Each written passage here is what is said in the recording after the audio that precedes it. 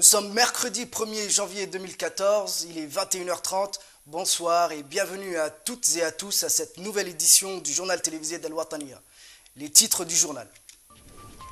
Le Conseil des ministres en réunion extraordinaire examine et approuve le projet de loi des finances initiales du budget de l'État pour l'année 2014.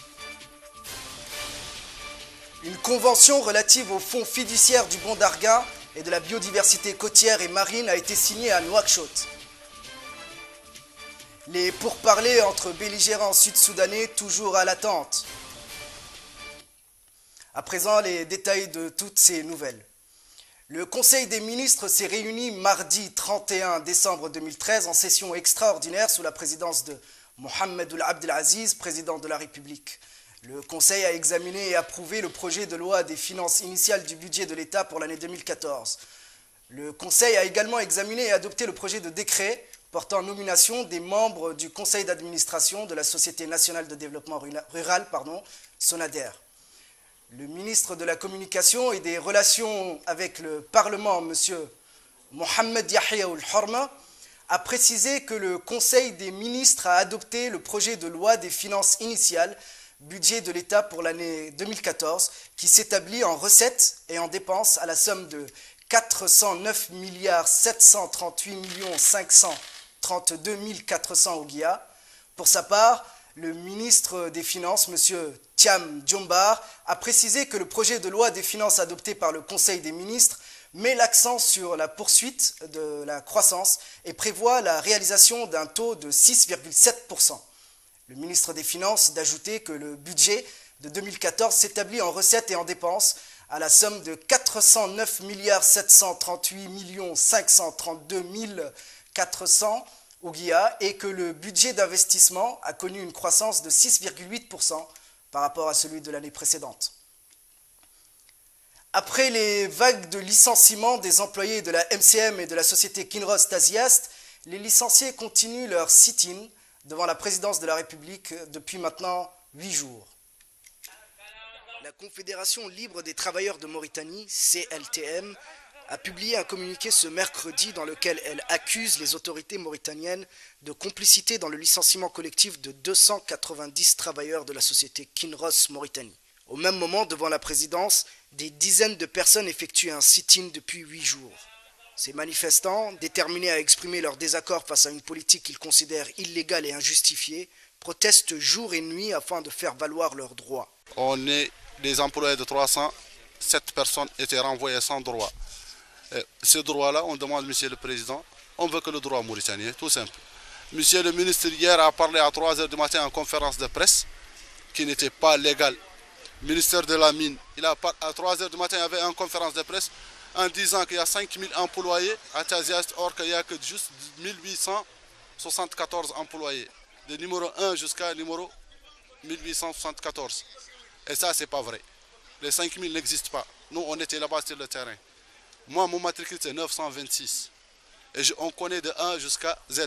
Et les 300 qui étaient victimes être renvoyés. Il y a des malades, il y a des gens qui étaient en congé, il y a des gens qui étaient hospitalisés. On cherche simplement que le droit doit être appliqué. Le secrétaire général de la CLTM nous a accordé une entrevue dans laquelle il réitère son mécontentement et son indignation. Ce licenciement collectif, selon lui, transgresse les lois et règlements du pays. Les manifestants, qui se plaignent également de la presse, soutiennent que celle-ci ne relaye pas assez l'injustice qu'ils auraient subie. En attendant que les autorités réagissent, le sit-in continue devant une présidence désormais habituée à ce genre de protestation. Nous avons avec nous sur le plateau M. Samouri Ould Bey, secrétaire général de la CLTM. M. Samouri Ould Bey, bonsoir. Bonsoir. Vous avez publié un communiqué dans lequel vous accusez clairement les autorités mauritaniennes de complicité dans le licenciement collectif dont on vient de parler. Est-ce que vous avez des preuves concrètes de ces allégations? Bon, nos preuves, c'est qu'il y a un État avec ses lois, avec ses institutions, et il y a des multinationales qui sont là. Et quand les lois de ce pays sont transgressées sans que l'État réagisse, quand les fils de ce pays sont mis dans la rue sans que l'État ne réagisse, Et pour nous, il y a quand même quelque chose de non dit. Et pour cette raison, nous avons effectivement indexé le gouvernement mauritanien face à cette situation qui, en réalité, pour nous, constitue une violation sévère de la réglementation en vigueur et aussi des conventions fondamentales de l'OIT que l'État mauritanien a ratifié et devra s'engager et s'est même engagé à les défendre et à les mettre en application. Alors toutes ces conventions et cette réglementation en vigueur ont été transgressées par ces sociétés multinationales et nous voudrions réellement que l'État assume toutes ses responsabilités face à cette situation très grave, puisque ce que nous venons de voir, ce ne sont pas des demandeurs d'asile ou des immigrés ou de ceci, mais ce sont nos fils qui sont mis de manière humiliante dans la rue. Il y a les lois. Nous voudrions que ces lois soient respectées, appliquées à la lettre. Une compression, elle doit suivre certaines réglementations, certaines normes, et doit également être négociée avec les délégués du personnel. Et doit être également doit respecter la convention collective dans ses dispositions appropriées. Alors tout cela n'a pas été du tout respecté. Et depuis le début de l'année 2013, nous avons vu plus de 2000 travailleurs entre permanents et non permanents vidés. Et c'est un processus continu. Et ce qui est grave, c'est que Keros continue à faire travailler les travailleurs des heures supplémentaires, ce qui est contradictoire avec cette disposition, puisqu'on ne doit pas travailler des heures supplémentaires dans une entreprise et procéder à la compression. Monsieur Oulbey, êtes-vous prêt à saisir la justice et défendre ces licenciés justement avec justement les... Bien sûr. Nous avons d'ores et déjà saisi nos partenaires au plan international. Et nous avons même demandé à ce qu'ils poursuivent ces multinationales au plan international pour leur violation non seulement des lois de la République islamique de Mauritanie, mais aussi des conventions internationales qui sont aussi sévèrement violées par ces multinationales-là. Et nous estimons que notre devoir est aussi le devoir du gouvernement mauritanien de s'élever contre ce genre de comportement et aussi ramener à l'ordre ces sociétés et leur faire savoir qu'il y a un État disposant d'une constitution, des lois, des règlements, des conventions qu'il importe de respecter scrupuleusement. Et je pense également que l'État doit prendre des dispositions draconiennes pour faire valoir ses droits et faire également et défendre les travailleurs dans leurs droits. Une information peut-être importante, hier, des représentants des organisations syndicales dont moi-même, nous avons rencontré le Premier ministre, toujours pour discuter de cette question qui nous préoccupe et qui, en réalité, préoccupe aujourd'hui tous les Mauritaniens. Bon, le Premier ministre nous a rassuré que l'État mauritanien est également préoccupé par la question et que des mesures seront prises pour que la loi soit scrupuleusement respectée et pour que également les droits de ces travailleurs soient défendus et que au niveau de ces services compétents, les dispositions sont déjà prises. Nous avons également rencontré dans la journée d'hier également le ministre en charge du travail et aussi de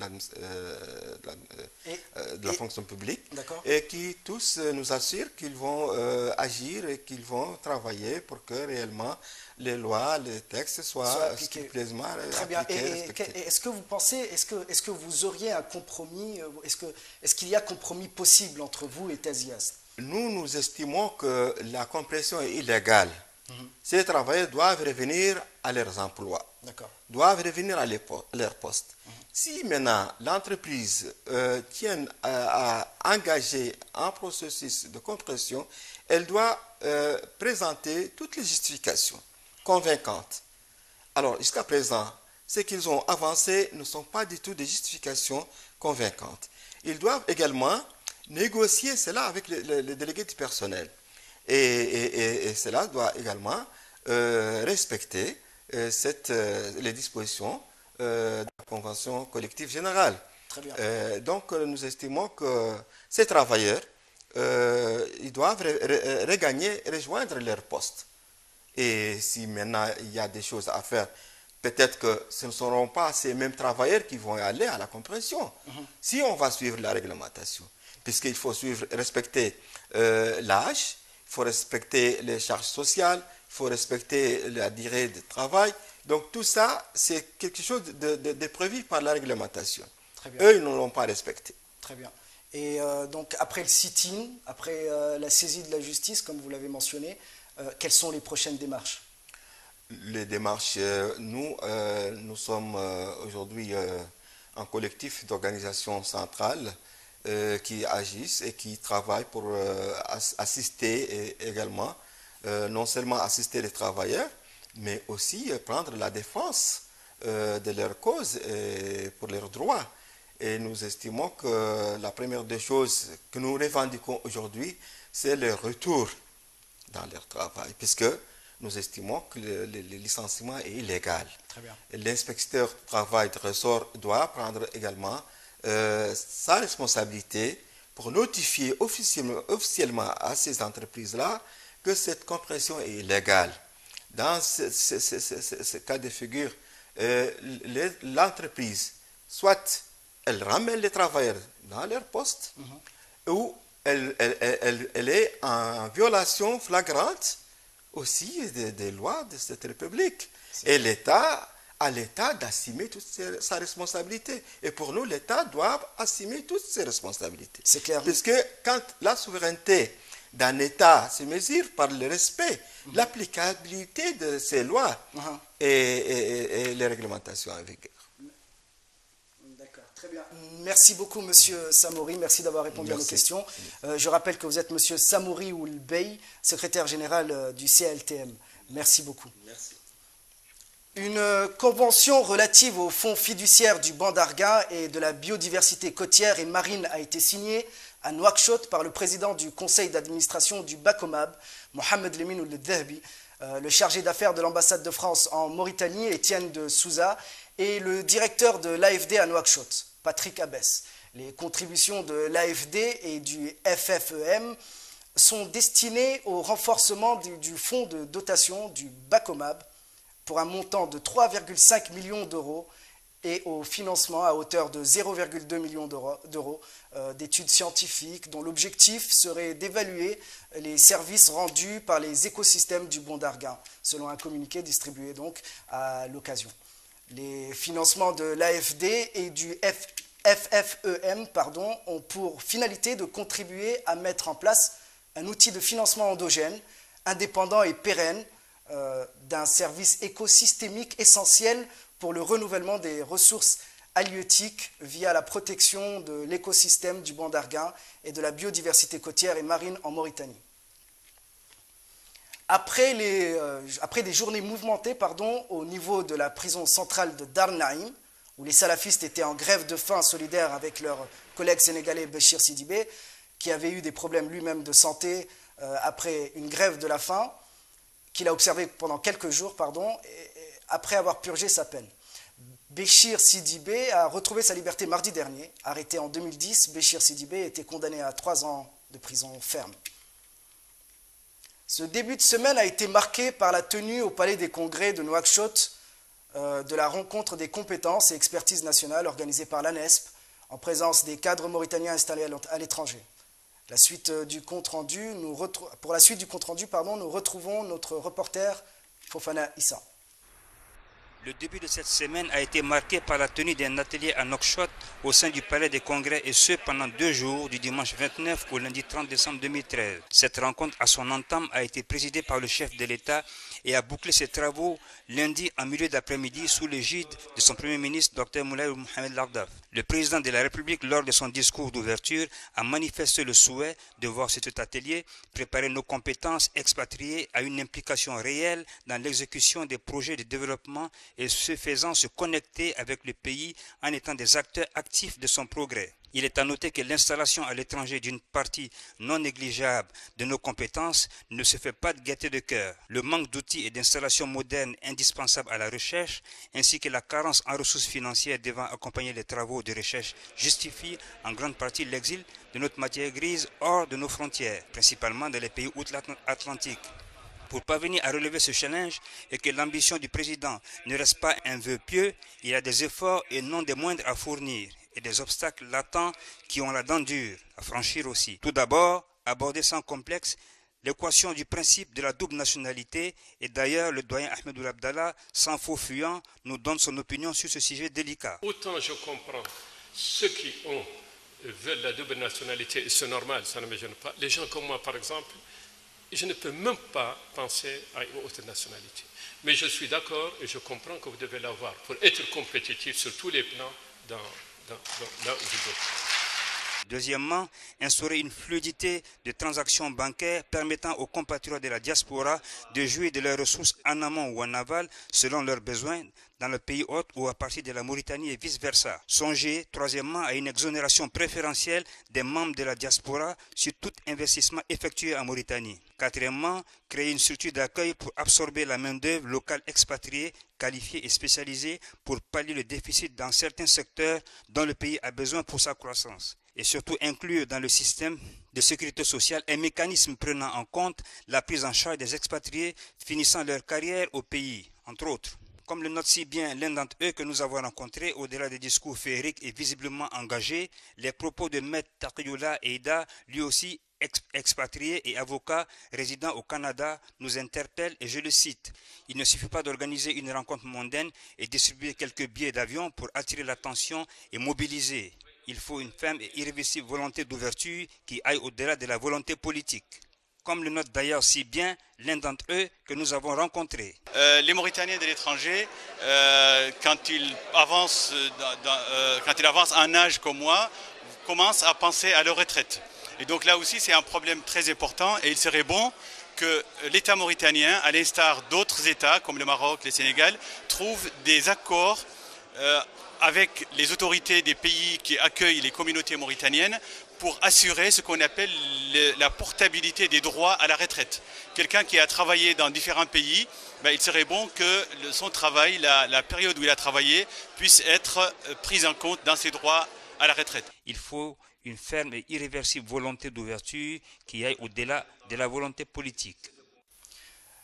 Mentata Mtahdeid, secrétaire général du PRDR, a déclaré à une agence de la place qu'elle n'a pas compris et reste étonnée de la décision du Conseil constitutionnel relative à son éviction de son siège parlementaire au détriment du candidat du PJD, Yahya Ould Sidi Ould Mostaf, une décision tombée depuis le 25 décembre et qui n'a pris effet que le 30 du même mois. Mtahdeid réclame toujours justice. Ouais, un petit problème technique, désolé pour cela. Donc la Marine nationale, en collaboration avec les pêcheurs artisanaux, ont saisi ces dernières années de nombreux filets monofilaments interdits par l'État mauritanien et que certains pêcheurs continuent d'utiliser. Un compte-rendu de M. Babacar Nam. Un nombre considérable de filets monofilaments étaient saisis ces dernières années par les pêcheurs mauritaniens en collaboration avec la Marine nationale. Malgré ces efforts, les malfaiteurs continuent à utiliser ces filets qui font que détruire la mer. Il faut dire que le gaspillage des ressources halieutiques est intense entre bateaux européens, asiatiques et pêcheurs artisanaux. Les bateaux jettent des produits chimiques dans la mer et tuent en général beaucoup de poissons, tandis que les pêcheurs artisanaux violent les traités de pêche et utilisent parfois les filets dormants interdits par l'État. Il est important de rappeler que l'économie mauritanienne est traditionnellement basée sur le commerce et l'agriculture, avec une prédominance de l'élevage auquel se sont ajoutés avec le temps les secteurs de la pêche et de la mine. La pêche constitue un secteur majeur de l'économie mauritanienne par son apport en devises avec plus de 50% des recettes d'exportation. Il est nécessaire donc que toutes les parties composantes fassent le mieux pour permettre à nos eaux de rester sur la même ligne des années précédentes. L'année 2013 en Mauritanie fut entre autres l'année de la réussite pour les Mourabitoun qualifiés pour la CHAN 2014, mais aussi celle d'une scène politique mouvementée. Un reportage signé Deidi Mthamadi. Une nouvelle année frappe à nos portes le 1er janvier 2014, une date qui au plan économique et social doit changer beaucoup de choses et aussi dans le domaine politique dans notre pays. Cet événement de fin d'une année sera peut-être l'occasion de rectifier les pas que la politique suit depuis le coup d'État de 2008. Durant ces 365 jours, le pays a connu des événements majeurs dont en particulier la qualification de l'équipe nationale pour les phases finales de la 3e édition des CHAN. Un soir triste pour les journalistes mauritaniens qui ont appris la disparition subite du célèbre journaliste Abdoulaye Mahmoud Ba, qui pourtant a présenté son journal du soir le jour de son décès à la TVM, montrant que Dieu a déjà fait sa programmation, que la terre de ses ancêtres lui soit légère. Notre pays a également vu la naissance de la zone franche de Nouadhibou le 24 juin. Ensuite, le show de Nema. Un show transmis en direct à travers les médias nationaux et internationaux, puis la capitale du Houd Shari le 13 août. Ensuite, le show de Nema. Un show transmis en direct à travers les médias nationaux et internationaux depuis la capitale du Houd Shari le 13 août. On note à cet événement que le président de la République a été embarrassé par les questions posées sur plusieurs aspects. Le pays tout entier a été enduit par la disparition d'Ali Cheikhoul Momo le 27 août en France. Le saint homme avait consacré toute sa vie à Dieu et a aidé les laissés pour compte et tout autre. Une œuvre spirituelle guide nos pas dans nos actions de tous les jours et que son âme baigne dans les félicités divines. Le 27 octobre 2013 a connu un sentiment d'insécurité et de frustration, le meurtre de l'enfant Khadi Touré, dit Tiaï, âgé de 6 ans. Après une disparition de 10 heures, elle a été trouvée sans vie, assassinée après avoir été violée. L'assassin de la fillette Tiaï a été arrêté quelques jours plus tard. 2013 a été marqué par une année politique tumultueuse ponctuée par des mécontentements au sujet de la transparence de scrutin et du retrait d'une dizaine de partis politiques du processus électoral qualifié de massacrade, même par les partis ayant participé aux élections législatives et municipales du 23 novembre et du 21 décembre dernier. En conclusion, cette année a été moins heureuse en Mauritanie, généralement dans les pays arabes, dont la plupart continuent d'être secoués par des guerres fratricides. La question posée est: est-ce que cette année sera comme la précédente où elle portera en son sein tous les espoirs et enthousiasmes? Les écoles coraniques, communément appelées mahadra, sont un fait social incontournable en Mauritanie, alors que des dizaines d'enfants sont jetés dans les rues et obligés à rentrer le soir avec une somme minimum d'argent au marabout, sous peine de châtiment corporel. Compte rendu, Baba Karnam. L'école coranique appelée Mahadra est un sujet polémique, mais la recherche en éducation peut servir à apaiser le débat. L'école coranique et ses élèves, les talibés, est un fait social incontournable et très visible en Mauritanie. Le gouvernement mauritanien ne devrait pas rester les bras croisés pendant que des dizaines de milliers d'enfants talibés sont soumis chaque jour à des violences physiques. Si l'enseignement des écoles coraniques vise au départ la connaissance de textes religieux, il a parfois dévié vers des pratiques très décriées consistant à jeter les enfants dans les rues pour mendier. De plus, les talibés doivent bien souvent remettre le soir une somme minimum d'argent au marabout sous peine de châtiment corporel. Sur le plan du droit international, il peut s'agir purement et simplement d'exploitation et d'une forme dommageable de travail. Nous devons donc nous impliquer plus pour permettre à nos enfants de trouver une bonne éducation, car l'avenir, c'est eux. L'actualité internationale à présent, les pays de la région qui devraient servir de médiateurs pour l'imminente rencontre entre les deux belligérants soudanais, en l'occurrence le président Salva Kiir et son ex-vice-président Riek Machar, se fait toujours attendre. Compte rendu, Tima Mohamed Vadon.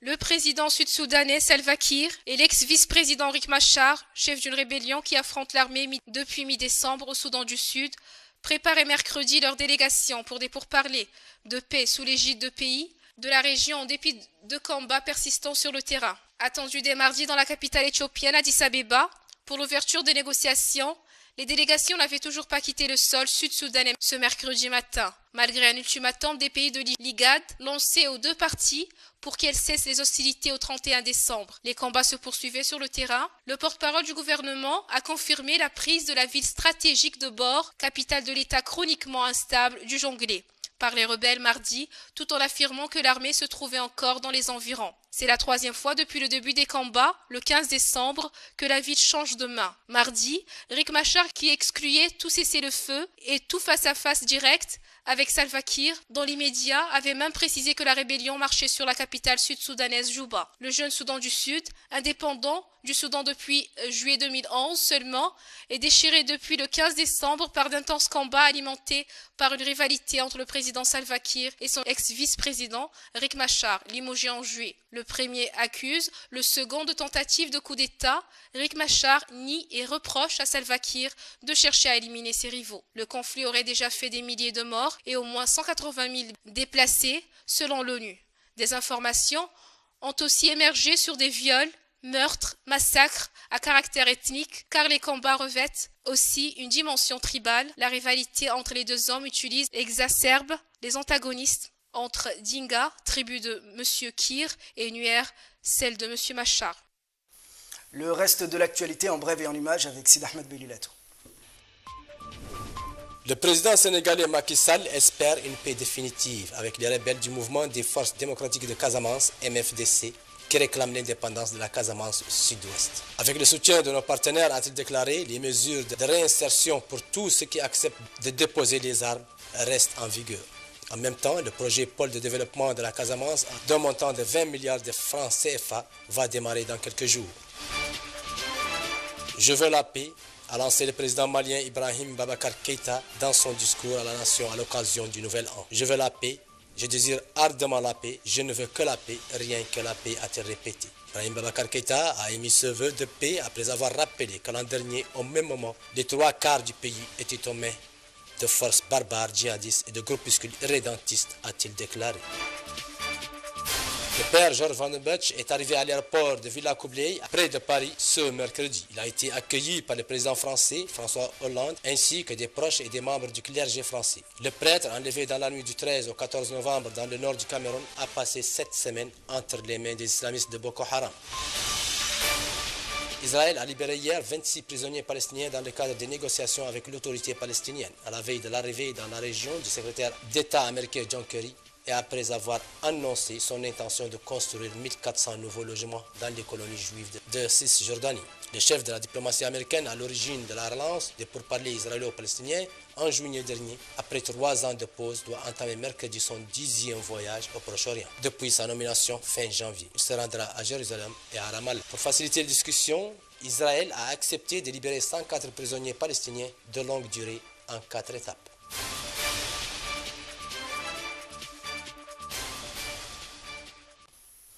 Ce journal est à présent terminé, merci de l'avoir suivi. Avant de nous quitter, le rappel des titres. Le Conseil des ministres en réunion extraordinaire examine et approuve le projet de loi des finances initiales du budget de l'État pour l'année 2014. Une convention relative aux fonds fiduciaires du banc d'Arguin et de la biodiversité côtière et marine a été signée à Nouakchott. Les pourparlers entre belligérants sud-soudanais toujours à l'attente. Bonne année à tous, avec beaucoup de santé, de réussite. Je vous souhaite donc une agréable suite des programmes sur El Watania.